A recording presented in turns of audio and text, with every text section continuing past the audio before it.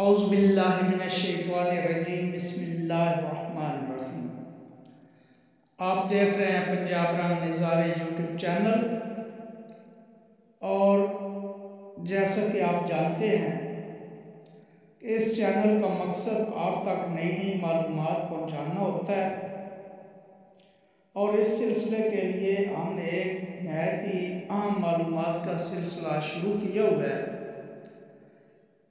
اور یہ سلسلہ ہے مسجد الحرام کے دروازوں کے متعلق۔ اس سلسلے میں ہمیں جو معلومات ہیں آپ تک شیئر کر رہے ہیں۔ آج کی جو ہماری ویڈیو ہے یہ 8ویں ویڈیو ہے، اور باب علی رضی اللہ تعالیٰ عنہ کے متعلق ہے۔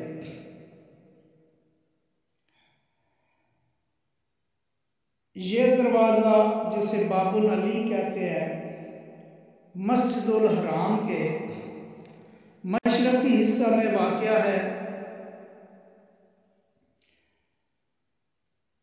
جس طرف صفا مروہ کی سعی کے لیے لوگ جاتے ہیں تو اسی طرف سے باہر نکلنے کے لیے مختلف دروازے بھی موجود ہیں،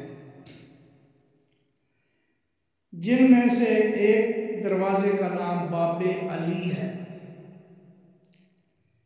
اس راستہ سے ہمارے پیارے آقا حضرت محمد مصطفیٰ صلی اللہ علیہ وآلہ وسلم بھی گزرتے رہے ہیں، اور حضرت علی رضی اللہ تعالیٰ عنہ بھی اسی راستے سے بیت اللہ شریف میں آتے تھے۔ پھر پہلے چونکہ حرم کی حدود چھوٹی تھی، پھر جیسے جیسے ضرورت پڑتی رہی حدود میں اضافہ ہوتا رہا، اور مختلف ادوار کی توسیع کے دوران یہ دروازے اپنی جگہ سے پیچھے ہٹتے گئے، اور حرم کی حدود میں اضافہ ہوتا گیا۔